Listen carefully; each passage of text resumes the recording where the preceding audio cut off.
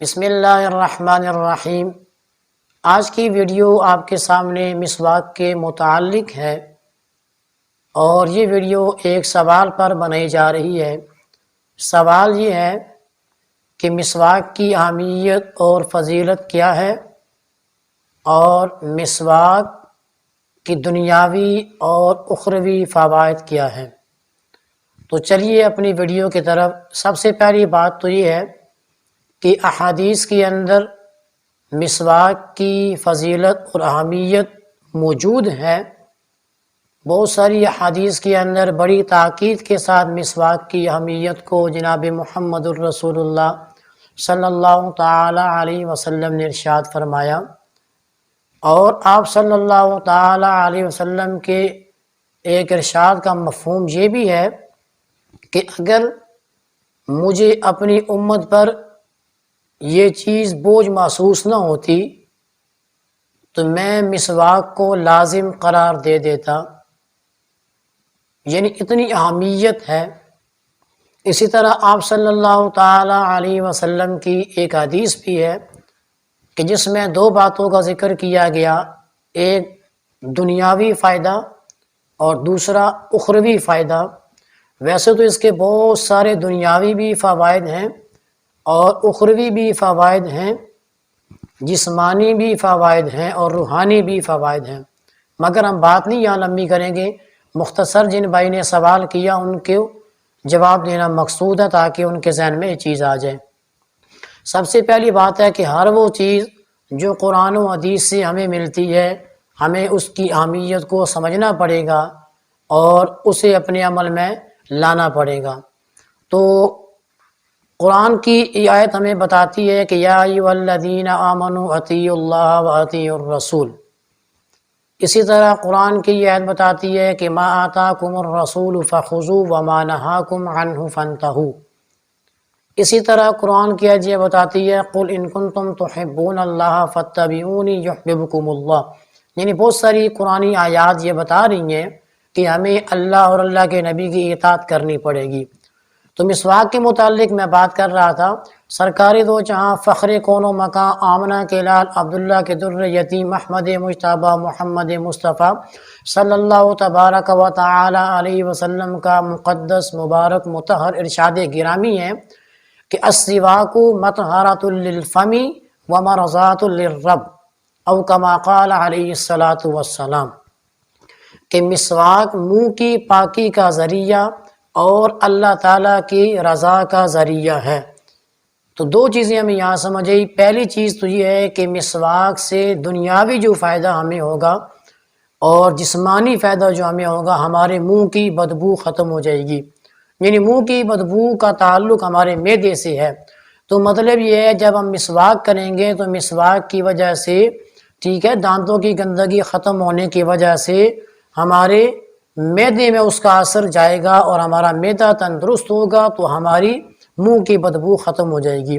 اسی طرح مسواک کے جہاں بہت سارے فوائد ہیں، نظر کا تیز ہونا، دانتوں کا صاف رہنا اور معدے کا تقویت پکڑنا، اور اسی طرح مسوڑوں کا مضبوط ہونا، اور سب سے جو بہترین اس کا فائدہ ہے مسواک کا کہ جو آدمی پابندی کے ساتھ مسواک کرتا ہے، یا جو آدمی چاہتا ہے کہ مرتے وقت اسے ایسی موت نصیب ہو جو موت شرمندگی والی نہیں بلکہ خوشی والی موت ہو، کامیابی والی موت ہو، تو وہ تو ہر ایک کی تمنا ہے، میری بھی ہے، آپ بھی ہے، آپ کی بھی یہی تمنا ہے۔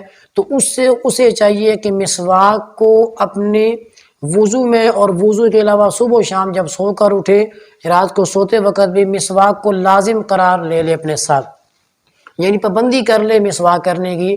حدیث پاک کا مفہوم ہے کہ سب سے جو کم درجہ مسواک کا ہے وہ یہ ہے کہ مسواک کرنے والے کو آخری وقت جب اس کا نزع کا وقت ہوتا ہے، دنیا سے جا رہا ہوتا ہے، تو اللہ تعالیٰ مسواک کی برکت سے اس کی زبان سے کلمہ جاری فرما دیتے ہیں۔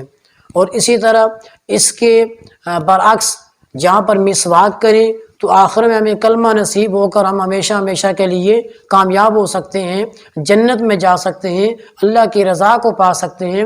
تو اسی طرح اس کے برعکس افیون کا استعمال افیون کے استعمال سے سب سے بڑا نقصان یہ ہے کہ مرتے وقت اس کو کلمہ نصیب نہیں ہوتا۔ تو ایک تو یہ ہے کہ مسواک کا یہ دیکھیں کتنا بڑا فائدہ ہے کہ اگر ہم پابندی کے ساتھ کریں تو دنیاوی فائدے کے ساتھ ساتھ ہمارا دینی فائدہ یہ ہوگا۔